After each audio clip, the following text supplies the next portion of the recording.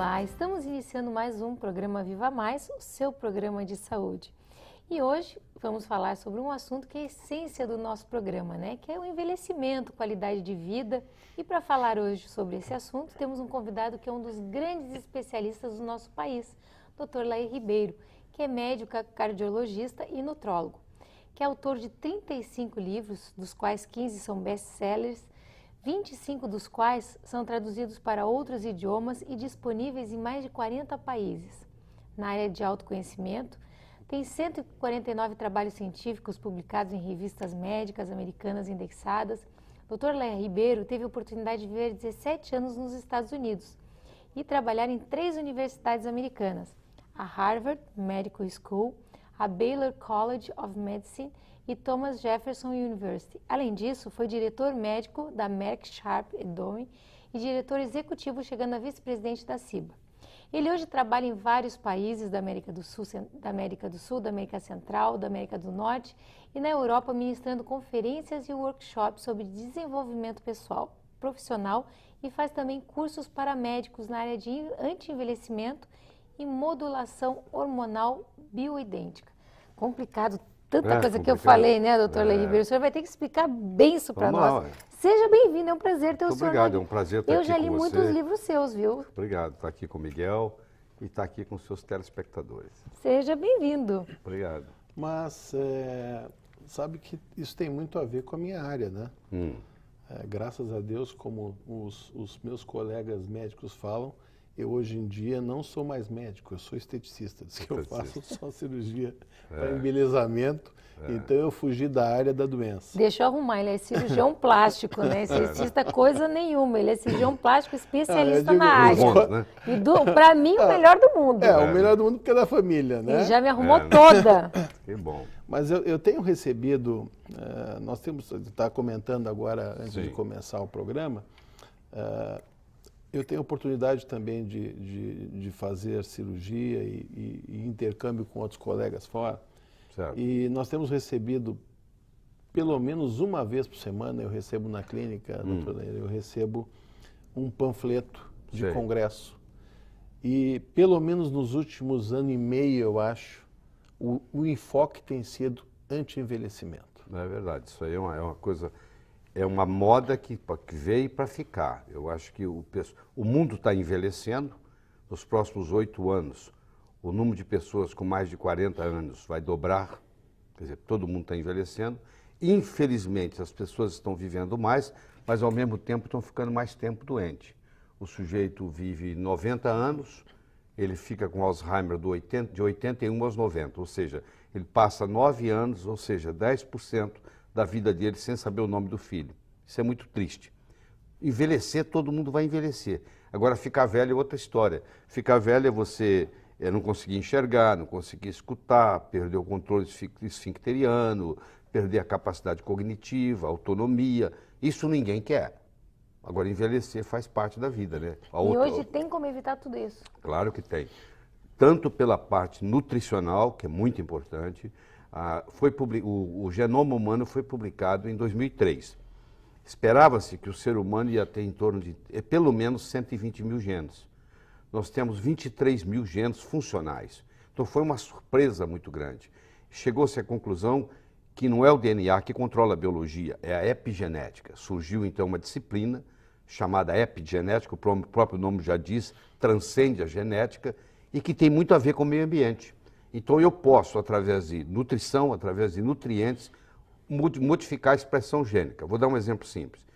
A mãe morreu de câncer de mama, a irmã mais velha morreu de câncer de mama. A paciente vem preocupada porque ela mandou o sangue dela para os Estados Unidos e foi detectado que ela tem o BRCA1/2, ou seja, ela tem um gene para o câncer de mama. E antigamente dizia, vamos fazer uma mastectomia preventiva. Hoje não, hoje a gente fala, você tem 2 opções.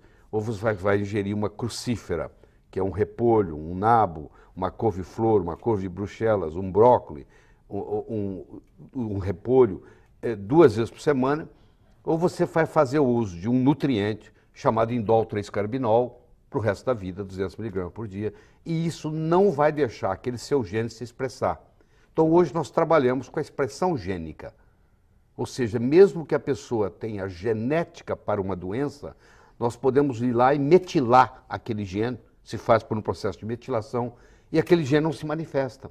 Então nós silenciamos o gene. E isso é feito através da nutrição. Hipócrates, o pai da medicina moderna, 400 anos antes de Cristo, já dizia: deixe o seu remédio ser seu alimento e que seu alimento seja o seu remédio. Ou seja, chegou essa hora, entende? Através da nutrigenômica, que é uma outra ciência que não existia, aliás, não existe nem nas faculdades ainda, está surgindo no mundo, ela surgiu a partir de 2003, também com a publicação do genoma. A nutrigenômica é exatamente a ciência onde, através da nutrição, você pode manipular a expressão gênica. E isso dá uma liberdade muito grande. Como, por exemplo, assim, tomar uma vitamina de vez em quando? Pois é, então, tem gente que tem mais predisposição para uma doença que pode ser silenciada por uma vitamina específica. Já o outro é a outra vitamina, já o outro é a outra. Não é uma coisa genérica. Nós estamos fazendo uma medicina personalizada. Tá, não é a pessoa comprar um complexo de vitamina e tomar todo Primeiro que os complexos de vitamina que você compra na farmácia, em geral, os minerais não são quelados. E quando o mineral não é quelado, a absorção é mínima, praticamente zero. Então você apenas enriquece as fezes, eu digo. Esses multivitamínicos de farmácia apenas enriquecem as fezes, porque não vai ser absorvido. Entendeu? E outra coisa, você tem que tomar muito cuidado, porque, por exemplo, as vitaminas do grupo B.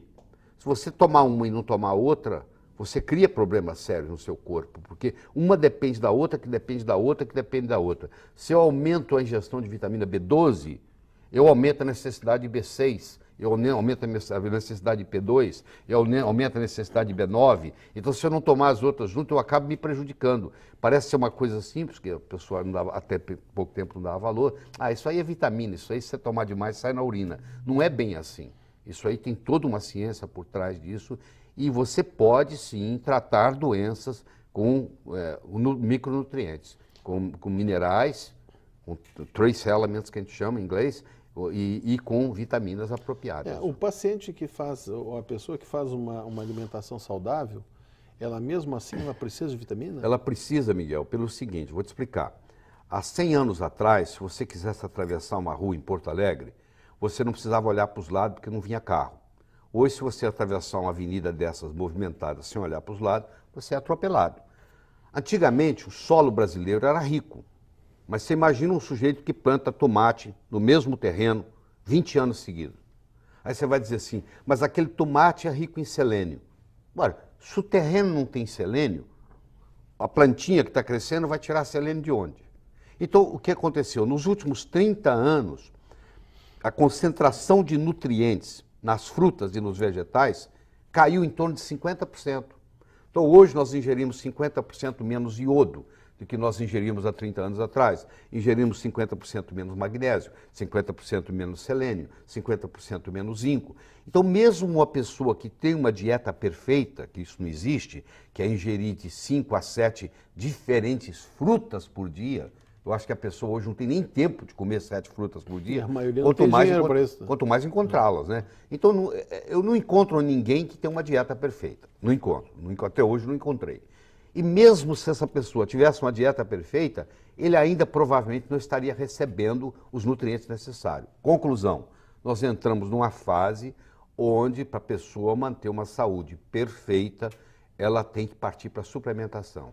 Ela tem que se suplementar com vitaminas e minerais. Em geral, os colegas médicos, professores da faculdade dizem assim, isso aí não ajuda em nada, não é científico. Tem mais de 5 mil artigos publicados, entendeu? Hoje existe uma coisa chamada Google Acadêmico, que é o www.scholar.google.com.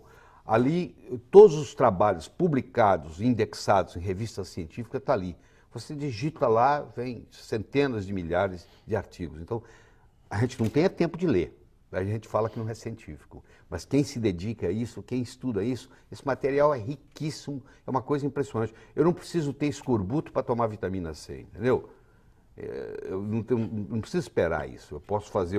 A vitamina C vai ajudar em muitas coisas, até antes de chegar no escorbuto. Eu não preciso manifestar o escorbuto para poder dizer, eu preciso de vitamina C. Como é que a gente faz a avaliação desse paciente? Por exemplo, trabalha com anti-envelhecimento. Sim. Né? Então, como é que eu faço uma avaliação para o paciente Tá. do que ele vai ter que Tá bom. comer, não vai Tá ter certo. que comer. Eu digo mais porque o nosso objetivo aqui, Laíra, Certo. É prático, né? Tá. é até assim, é serviço de utilidade pública. Tá É certo. quem o paciente deve procurar. Tá bem. Como que ele pode, porque ele está te vendo falar, Laíra, assim, ó, olha, tem que procurar, tem que tomar, a gente não consegue comer vitamina, tá, mas eu não consigo comer tudo que eu preciso. Tá, e aí, quem eu procuro, como que eu faço, e quem é médico, o que faz? Hoje existe uma especialidade médica no mundo, nós somos mais de quase 100 mil médicos no mundo, fazemos um congresso 2 vezes por ano nos Estados Unidos, onde vão 10, 12, 15 mil médicos de anti-envelhecimento. É uma especialidade, hoje tem pós-graduação nisso, tem mestrado nisso, tem MBA nisso. Quer dizer, hoje é uma especialidade médica, é o médico trabalhar com anti-envelhecimento.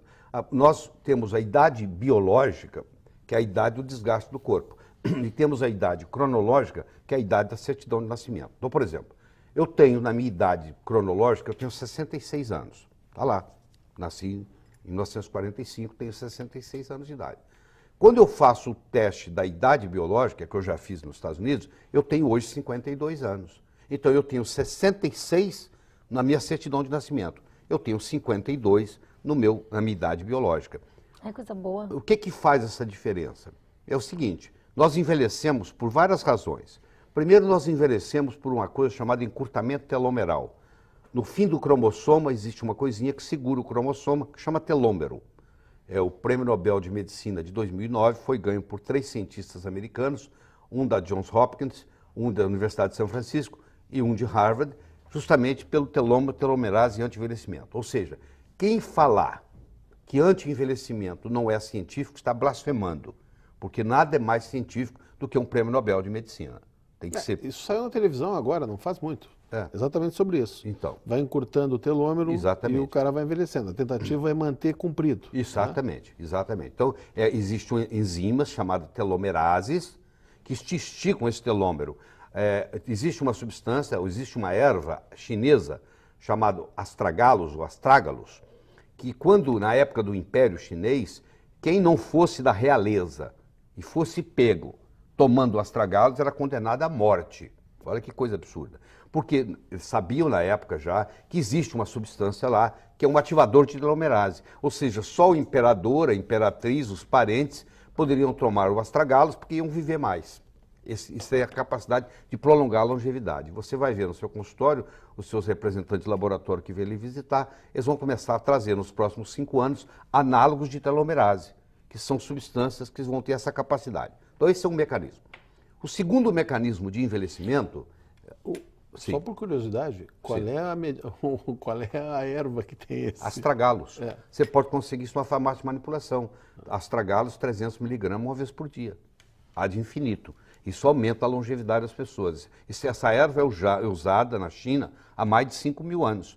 E só podia tomá-la o pessoal da família do imperador. Senão era condenado à morte, se fosse pego tomando essa erva sem ser da realeza. E o pessoal faz essa manipulação? É confiável? É confiável, não. O Brasil, as farmácias de manipulação no Brasil são muito boas. O Brasil é o país que mais tem farmácia de manipulação no mundo. Nós temos entre 7.500 e 8.000 farmácias de manipulação no Brasil. Astragalos, 300 miligramas 300 miligramas uma vez por dia. Isso já é uma dica boa. Pois é, isso já anotei aqui. Mais um comprimidinho para me acelerar. Isso é para trabalhar com a telomerase. Agora, aliás, você pode fazer isso na farmácia de manipulação, ou eu posso te dar um endereço em Nova York, um telefone que você vai ligar para lá, eles vendem um produto chamado TA65, que é a mesma coisa que eu acabei de te passar, só que custa $70 mil por ano. E é a mesma coisa que eu acabei de lhe passar. Não, vamos deixar o astragalos, melhor ficar nessa aí, né? Tá certo. Bom, a outra coisa que faz o envelhecimento são os radicais livres. Não existe vida sem radical livre. Você já deve ter ouvido falar no radical livre. O problema não é o radical livre, o problema é quando o radical livre vai em excesso, forma uma coisa chamada estresse oxidativo. Aí você envelhece mais rápido. Então tudo aquilo que for antioxidante previne o envelhecimento. Então são as vitaminas, são os minerais, principalmente a vitamina A, a vitamina C, a vitamina E, são antioxidantes. Então esse é outro mecanismo. O terceiro mecanismo importante é o processo da glicação. Deixa eu explicar isso e nós vamos ter um intervalo, é isso? Isso. É. Eu explico antes ou eu explico depois? Não, podemos dar uma pincelada e deixamos isso para o próximo Pois é, bloco. você já viu quando a sua empregada mistura o leite com açúcar e faz o caramelado, aquela caramelização? Pois é, isso acontece dentro do corpo. É quando a proteína do sangue, no caso a hemoglobina, junta com a glicose e carameliza. Isso chama glicação. Quando isso carameliza, aquela hemoglobina agora não carrega o oxigênio tão bem quanto carregava. Ela fica prejudicada. Aí você tem uma hipóxia, você tem uma deficiência de oxigênio no corpo inteiro e você envelhece mais rápido. Ou seja, quem mais come açúcar, mais rápido envelhece.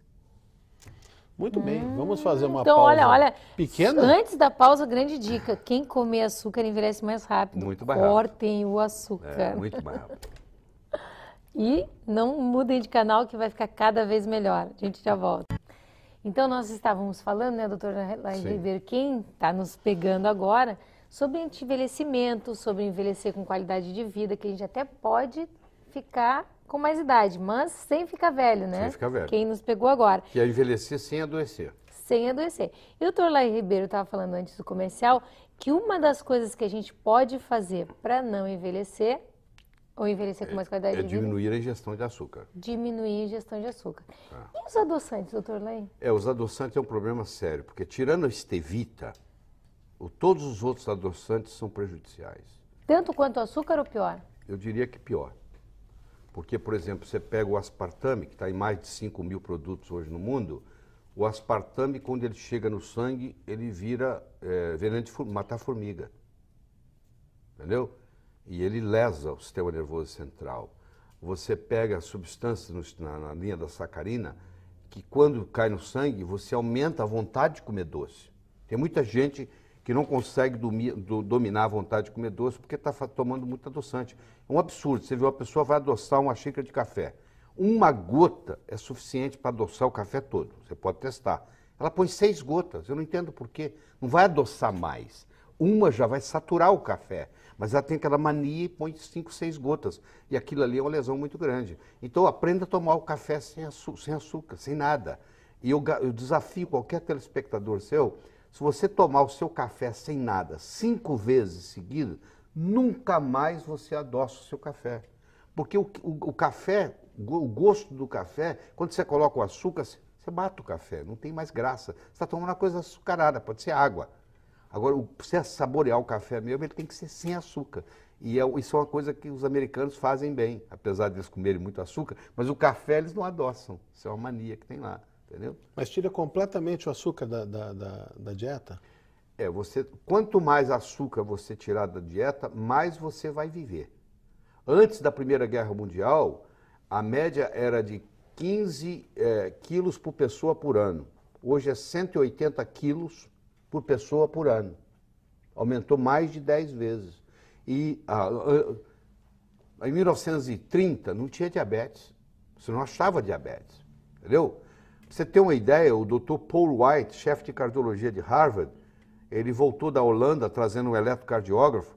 Ele levou 7 anos fazendo eletrocardiograma de pacientes, Miguel, para descobrir o primeiro infarto. Ele procurou de 1920 a 1927. Em 1927 ele encontrou o primeiro, não tinha infarto do miocárdio, não existia isso. Não existia doença cardiovascular. Não existia diabetes. Era 1 em cada 10 mil, 1 em cada 20 mil para achar um diabético. Hoje, um terço da população já tem resistência insulínica. E o culpado é o açúcar. É o lado amargo do açúcar, que eu digo. Então, nós estávamos falando desculpa, me cortando, mas tinha falado no astragalos. Eu tinha falado da parte da telomerase, nos antioxidantes. Na glicação, nos antioxidantes. E agora eu gostaria de conversar com você sobre o declínio hormonal. Vê se você concorda. Você vai num oftalmologista, o oftalmologista examina os seus olhos, aí você fala assim, doutor, eu tenho 80 anos, eu queria uma visão de 80 anos. Não. Você fala assim, doutor, eu quero uma visão 20/20. Eu quero o melhor que o senhor puder me dar de visão. O seu pâncreas não está funcionando bem, você vai no endocrinologista, aí o endocrinologista vai te dar o quê? Uma insulina que coloca a sua glicemia abaixo de 100. como uma pessoa de 20 anos. Ó, se o seu testículo não está funcionando bem, porque você envelheceu, você tem que ir no médico, o que você tem que fazer? O médico vai colocar o seu testículo de uma forma que ele tenha 30 anos de idade. Se uma mulher envelheceu os ovários e ela não produz mais estrogênio, ela não produz mais progesterona, ela também quer um ovário jovem.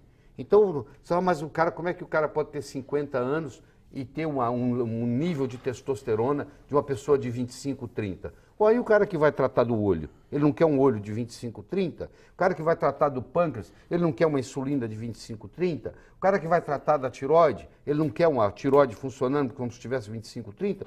Por que não o testículo? Por que não o ovário? E eu quero bem enfatizar bem, porque o hormônio, quando eu falo de hormônio, a visão que está se tendo é que o hormônio é sexual, ele é também sexual. Mas deixa eu falar o que a testosterona faz. O órgão que mais tem receptor para testosterona não é o testículo, não é o pênis, é o coração. Então o cara começa a ter dificuldade para subir a escada, é porque ele tem lesão, tem falta de testosterona. Esse raciocínio tridimensional que nós temos, que o homem tem melhor do que a mulher, isso aí o homem ganha da mulher, porque o homem tem um raciocínio tridimensional diferente. A mulher ficava na caverna e o homem ia trabalhar, ele não ia de táxi, ele não ia de metrô, ele não ia de ônibus, ele ia a pé. E o escritório dele ficava na selva. E cada dia ele caçava num lugar diferente. E ele tinha que voltar para casa à noite, e não tinha bairro, não tinha número, não tinha nada, e todas as cavernas se pareciam, e ele tinha que evitar dos inimigos ainda. Então o homem desenvolveu essa capacidade de raciocínio tridimensional. Você vai ter pacientes... Localização, né? Isso. Por isso que... Isso é sabido, né? A mulher tem mais dificuldade de direita e esquerda. Agora com GPS de... resolveu, né? Mulher com GPS, a mulher com a pílula anticoncepcional e com GPS ela não precisa mais da gente, entendeu? Então o que aconteceu? Esse tridimensional ele vai perdendo. O paciente vai dizer para você assim, doutor, eu conseguia fazer conta de cabeça, hoje eu preciso de usar uma calculadora.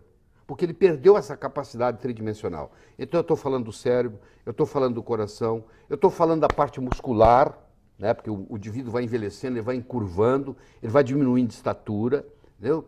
Eu estou falando da parte do própria glicemia. Eu tenho pacientes que não conseguem regular a diabetes, você entra com modulação com testosterona, eles regulam a diabetes. E aí quando a gente começa a discutir o assunto de hormônio, eu sei que o telespectador está dizendo assim, mas hormônio não dá câncer? Não, o hormônio não dá câncer. O hormônio usado antigamente, que não era esse que nós estamos conversando, dava câncer. Eu vou lhe falar por quê. O hormônio que mais vendia nas farmácias, e vende até hoje, por incrível que pareça, é xixi de égua prenhe. Você pega a égua grávida, a égua prenhe, dá diurético para ela, dá furosemide, ela urina o dia inteiro, eles põem mil éguas numa baia, pegam aquela urina, deixam evaporar, pega aquele cristal e faz um remédio que é vendido na farmácia para a mulher tomar na menopausa. Só que aquilo ali tem 11 metabólitos que não pertencem ao corpo humano. Então aquele remédio, na realidade, é uma urinoterapia de égua. Serve para cavalo, não serve para o ser humano. Então o que foi feito? Aquilo era feito para a mulher melhorava a sintomatologia, o fogacho, aquelas ondas de calor que ela tem na menopausa, a sintomatologia melhorava. Mas ela pagava um preço enorme. Ela tinha câncer de ovário, ela tinha câncer de útero, ela tinha câncer de mama. Aí foram feitos os estudos e disseram, ó, isso tem que parar com isso. Isso é um absurdo. E é um absurdo. Aí muitos médicos ainda têm na cabeça que o hormônio bioidêntico, que é o que é usado hoje, que não se vende na farmácia, tem que fazer na farmácia manipulação. Por que tem que fazer na farmácia manipulação? Porque não se pode, Miguel, patentear nada que a natureza faça. Você não pode patentear oxigênio, você não pode patentear zinco, você não pode patentear progesterona. A indústria farmacêutica tem que trabalhar com patentes. Você imagina uma indústria farmacêutica multinacional, abre um mercado absurdo, gasta milhões de dólares com uma substância que não é patenteada. Amanhã tem 800 no vácuo dela fazendo a mesma coisa. Então elas precisam de patente. Então o que ela faz? Elas pegam o hormônio bioidêntico, modificam a molécula dele, põe um radical e agora pode patentear. Só que essa chave agora não entra naquela fechadura do jeito que deveria. Quando você tem uma chave que não pertence a uma fechadura, você pode até conseguir abrir a porta, mas você vai estragar tanto a chave quanto a fechadura, não é verdade? Às vezes fica até presa lá. É o que acontece com esses hormônios. Eles ficam presos nos receptores. Agora, a modulação hormonal bioidêntica, que é uma coisa relativamente recente no uso clínico e que tem muitos estudos científicos disponíveis, é uma coisa que a gente não aprendeu na faculdade de medicina. Então, quando eu falo com médicos sobre modulação hormonal bioidêntica, ele fala, o que é isso? Eu não aprendi isso na faculdade. Nem aprendeu, nem vai aprender, porque vai levar muitos anos. Aquele professor que está dando aula lá, ele tem que morrer, o substituto dele tem que vir com essa nova visão, porque o melhor jeito de você quebrar um paradigma é alguém morrer. Porque enquanto aquele cara está dando aula naquela estrutura antiga dele, que ele faz há 20 anos, 30 anos, aquela aula de farmacologia, que ele sempre deu a mesma aula, é difícil você mudar a cabeça daquele estudante. Então, um médico vem e faz um curso de 2 dias comigo, ele leva um choque de conhecimento, porque eu mostro para ele que aquilo está tudo obsoleto. E quando você faz a modulação hormonal bioidêntica, é uma coisa impressionante. Eu digo para o médico, você vai se sentir muito mais orgulhoso de ser médico, porque o paciente chega e fala, doutor, eu nunca me senti tão bem na minha vida. E aquele paciente começa a falar para os amigos, e você começa, todo indivíduo que trabalha, todo médico começa a trabalhar com modulação hormonal bioidêntica, a clientela aumenta substancialmente, porque um começa a indicar para o outro, indicar para o outro, indicar para o outro.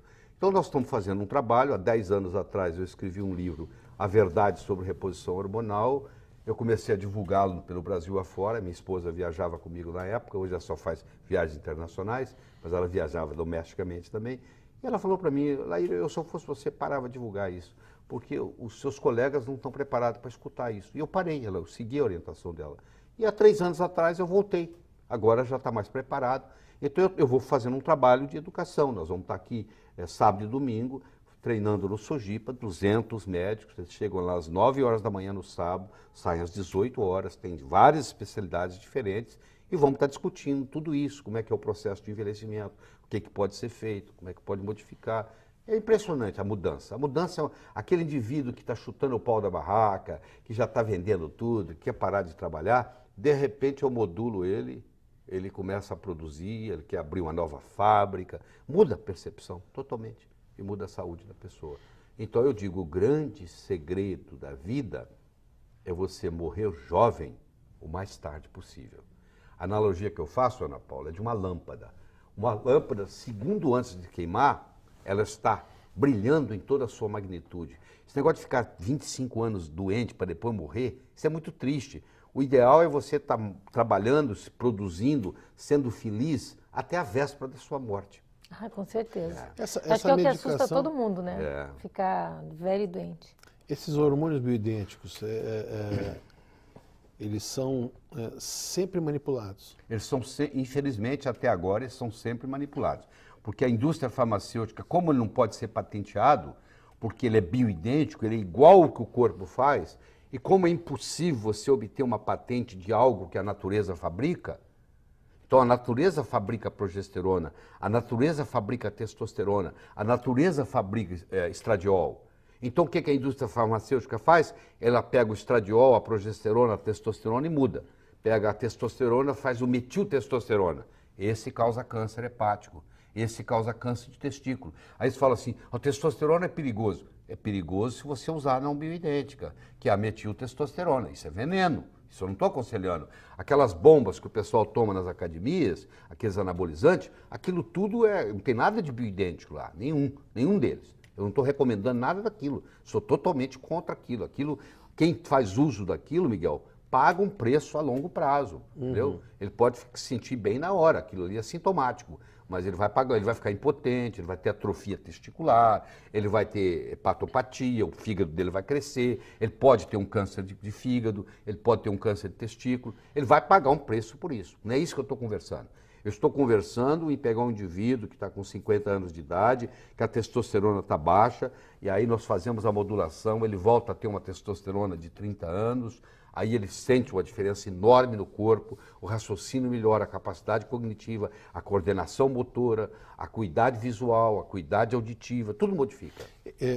Desculpa a falta de conhecimento na área, tá? Pois não, fique à vontade. Nós tivemos juntos até num congresso, estava comentando, em Campos do Jordão, né? Em que eu vi um colega o Paulo, a gente está falando sobre isso, eu vi uns casos dele, eu assisti, na verdade, 1 ou 2 palestras só. Certo. E eu vi resultados muito bons. Muito bons, esse fascinante. Muito bons. Todo paciente que faz uso de modulação hormonal bioidêntica bem feita, o resultado é surpreendente. Ele completava, deixa eu puxar um pouquinho a brasa para o meu assadinho aqui, porque ele fazia a reposição, fazia um acompanhamento nutricional. Sim. E no finalzinho, eventualmente, se sobrasse uma gordurinha localizada, tal, fazia mas isso é que é o bacana. O complemento. Claro, é a combinação, é você cuidar do motor e da lataria. Claro, porque uma hora a gente obrigatoriamente vai ter que passar pela chapeação e pintura. Claro, né?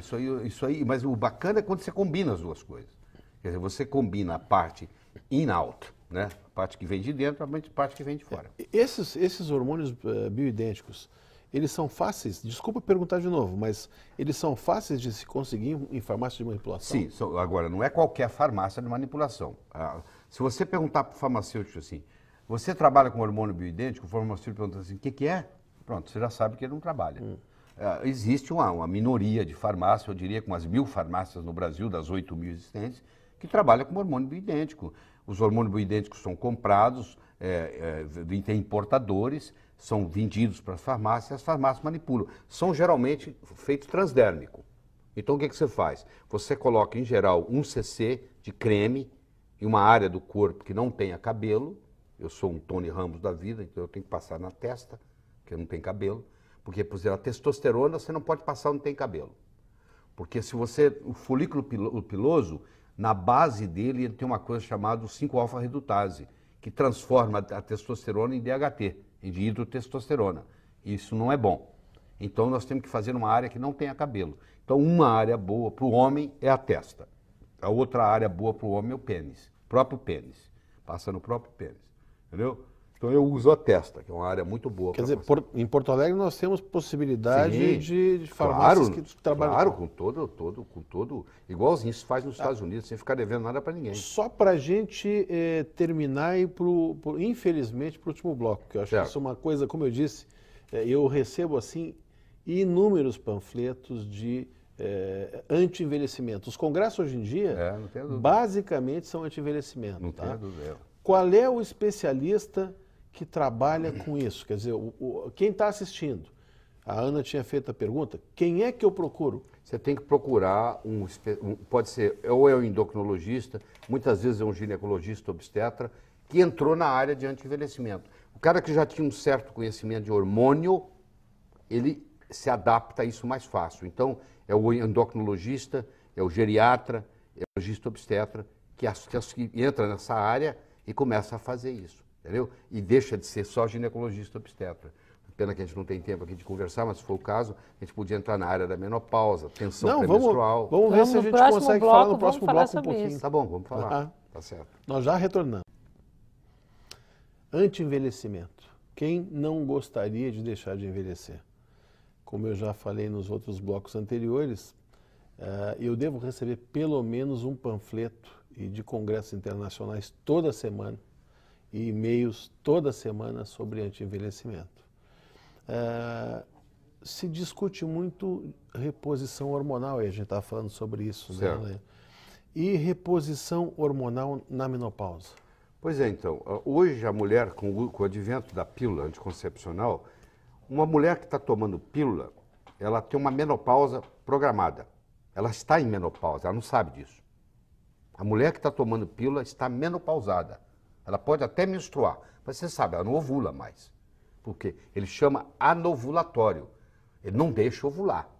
Se ele não deixa ovular, ele não deixa produzir o corpo lúteo, não deixa produzir progesterona. Progesterona, a palavra progesterona do latim é progestare, é em favor da gestação. Uma mulher que não tem progesterona, ela não engravida. A maioria das inseminações artificiais são desnecessárias. Ela só tem que ir para um médico que tem o conhecimento de fazer a modulação com progesterona. Os médicos vêm, eu ensino eles. Eu recebi um e-mail, por exemplo, semana passada, de uma médica no Rio, falou, doutor Lair, 6 meses que eu fiz seu curso. A 7ª mulher que engravida no meu consultório que não engravidava. Porque é só começar a fazer modulação com progesterona. Uma mulher que está tomando anticoncepcional, ela para de produzir os hormônios. Ela entra em menopausa programada. Quando ela para de tomar um anticoncepcional, Paulo, ela agora não consegue engravidar mais. Você vê que paradoxo. Hoje, uma mulher de classe média alta, ela faz uso de anticoncepcional, quando ela quer engravidar, tem que fazer tratamento de fertilização. Ela não consegue engravidar mais, porque o ovário dela atrofiou. Tá? E as mulheres começam a parar de ovular com 35 anos de idade, ela começa a falhar a ovulação. E aos 45, entre 45 e 50, elas entram na chamada menopausa, elas param de menstruar. Então aí tem uma série de problemas. O problema maior delas por exemplo, a osteoporose, que começa lá nos 30 anos de idade. A osteoporose não é uma doença que surgiu aos 60 anos, ela surgiu aos 30, porque ela começou a ter deficiência de progesterona. A progesterona estimula o osteoblasto a formar osso. Como ela não tem progesterona, ela não estimula o osso vai virando osteopenia, vai gastando e vem a osteoporose lá no final.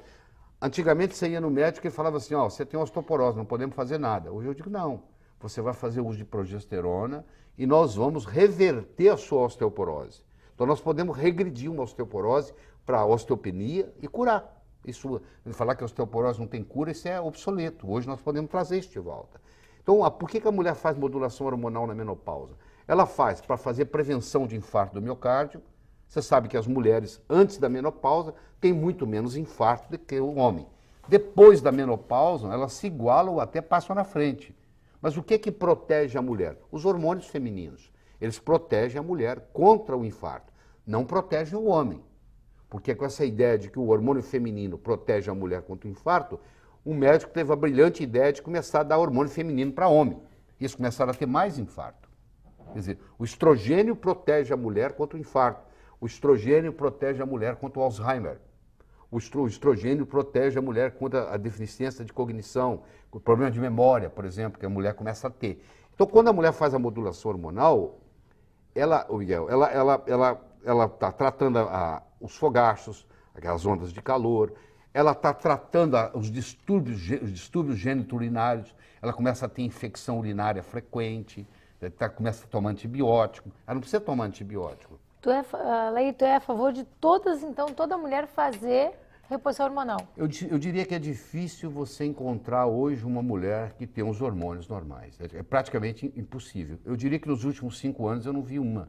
Porque no 21º dia do ciclo menstrual, o nível de progesterona na mulher tem que ser 200 vezes maior que o nível de estrogênio. E nos últimos 5 anos eu não vi um caso assim. Por vários problemas, pelos refrigerantes que toma, pelo açúcar que ingere. Vocês mulheres entraram no mercado de trabalho, mas você continua com a sua responsabilidade do lar. Se o jantar não sair, o seu marido não vai brigar com a empregada, vai brigar com você. Vai dizer, por que não saiu o jantar? Não é verdade? Quer dizer, você continua cuidando das crianças para dormir. Você hoje tem dupla jornada. Você trabalha durante o dia na sua profissão e você chega em casa e você tem o papel de dona de casa. Você não delegou isso para ninguém. E o seu marido não assumiu isso. Estou falando em média, claro, tem as exceções. Então a mulher hoje, é difícil encontrar uma mulher que não esteja estressada. No momento que a mulher fica estressada, o hipotálamo dela fala assim, essa mulher não pode engravidar. Vamos deixar ela parar de ovular. Então a maioria das mulheres estressadas não ovulam. Se elas não ovulam, elas não produzem progesterona. Você quer ver, pega uma mulher que corre, corrida de maratona. Mulher não foi feita para correr. Ela começa a correr, aí o hipotálamo fala, essa mulher está muito estressada, pô. Esse estresse físico de correr 10 quilômetros, essa mulher não pode engravidar. Aí ela para de ovular. Ela continua insistindo, você vai ver, médicos que acompanham atletas vão concordar, aí ela tem a menorreia, ela para de menstruar. A maioria dos atletas maratonistas nem menstrua mais. Entendeu? Não só não ovula, como não menstrua. Então isso começou a ter... Então eu digo, as mulheres estão precisando de modulação hormonal. Antigamente a pessoa morria cedo. Hoje você morre muito mais velho. Então, quer dizer, você fica muito mais tempo velho. Então, por isso que você precisa de um melhor trato. Se você quer ter um carro que dura muito, você tem que fazer uma manutenção nele. O carro que você vai vender logo, tudo bem. Você usa ele 5 anos, descarta ele, tudo bem. Mas aquele que você quer usar aqui 20, 25 anos, você vai ter um cuidado melhor, você vai fazer uma manutenção. Então, a pessoa que quer envelhecer com saúde, um envelhecimento saudável, uma longevidade saudável, ela tem que fazer uma manutenção diferente, ela tem que ter uma nutrição diferente, ela tem que ter uma alimentação diferente, ela tem que saber dormir diferente. O melhor remédio que existe para você se manter jovem se chama sono reparador. Então deixa eu dar uma dica para o seu telespectador. O ser humano foi feito para dormir no escuro absoluto. Se você tiver uma luzinha do DVD no seu quarto de dormir, já perturba a sua pineal. A pineal é a glândula que produz a melatonina, que é o hormônio da juventude. A melatonina não deixa você ter câncer, a melatonina é o mais potente antioxidante que o corpo produz, a melatonina estimula o seu sistema imune, a melatonina faz o seu ciclo circadiano.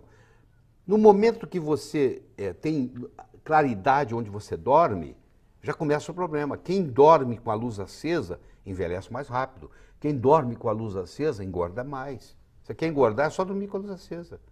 O ser humano foi feito para dormir no escuro absoluto. A mãe deixa a luzinha do corredor acesa para o filho fazer xixi de noite. Aquele filho, se você observar, ele pega mais amigdalite na escola, entendeu? Ele fica mais gripado, com mais frequência. Por quê? Porque aquela luzinha, a pineal interpreta como se o dia estivesse amanhecendo. Nem com o luar?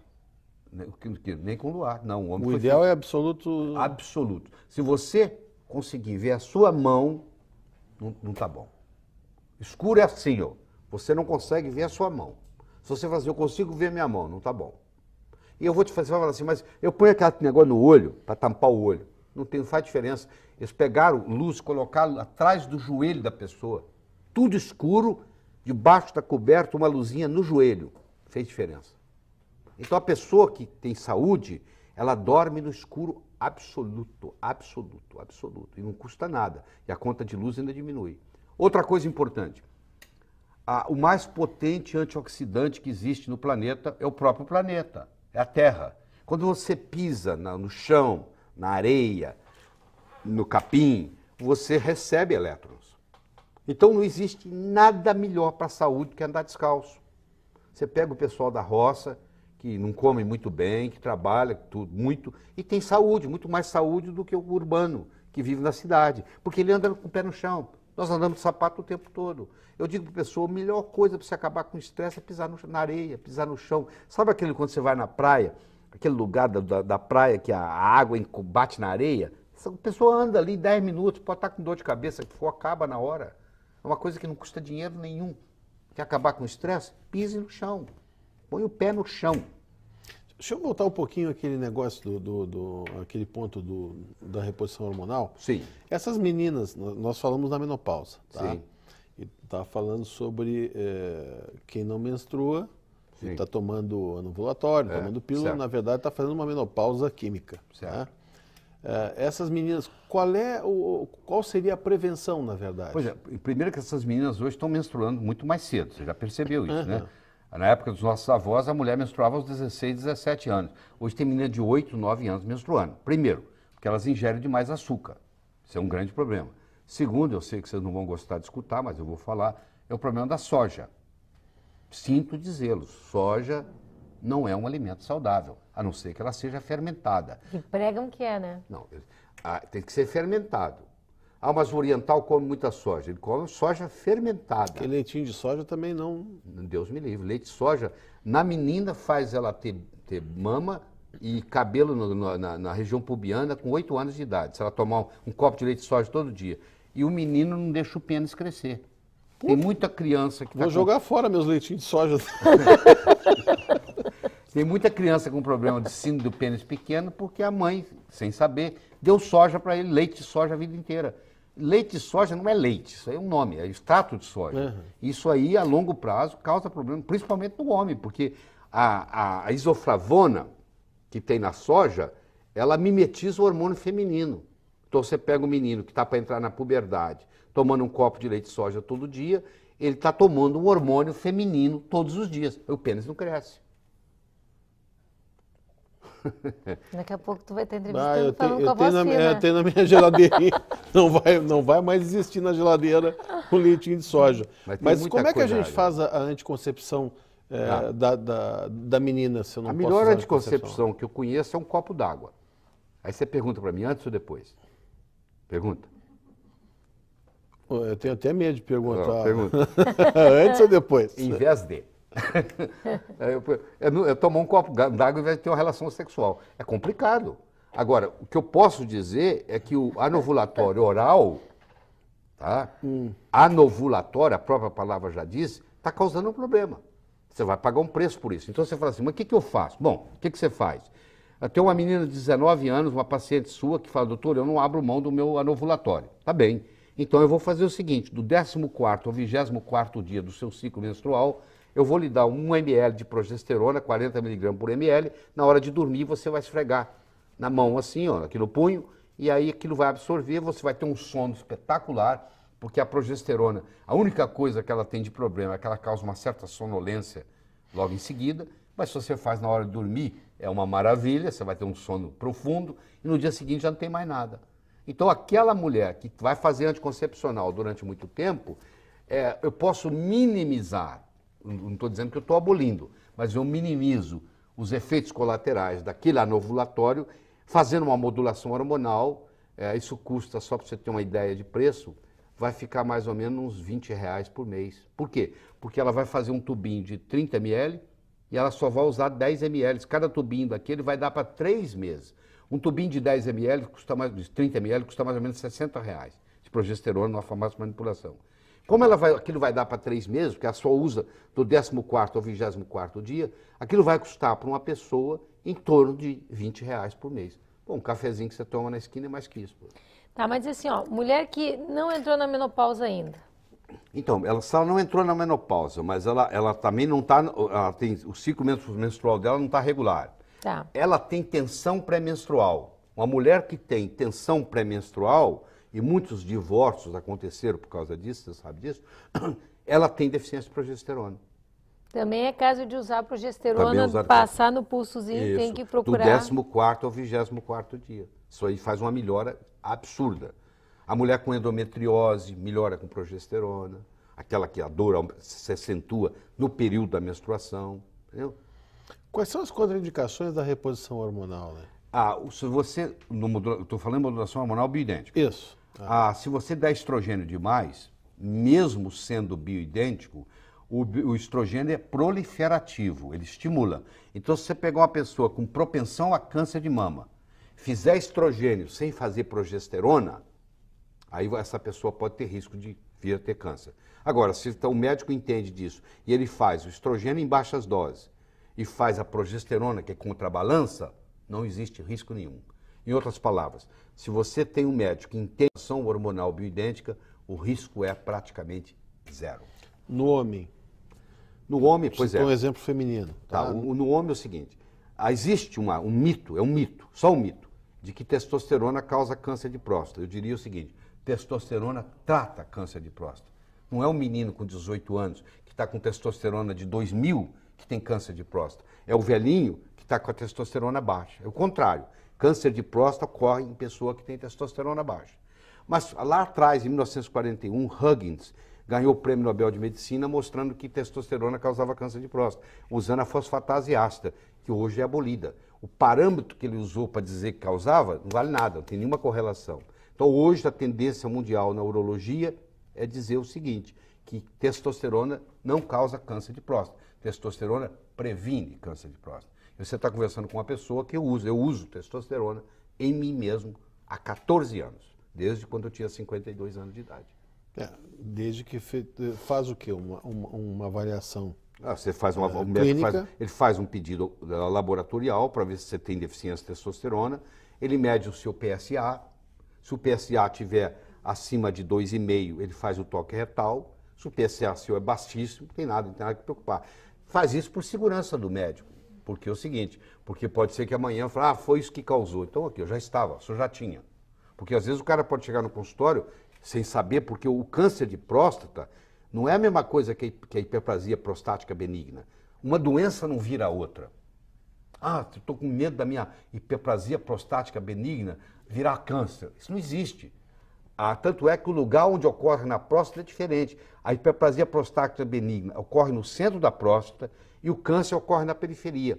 O câncer, ele é assintomático. Ele só se manifesta quando ele já está muito grande. Então, se você começa a ter muito sintoma, provavelmente tem nada a ver com câncer. É porque a uretra está sendo obstruída pela hiperplasia prostática. Aí você tem dificuldade para urinar, aquela história toda. Então, é o contrário. Então, isso aí também é uma história que é um mito. É um mito. O assunto, na verdade, é um assunto que acho que encanta todo mundo.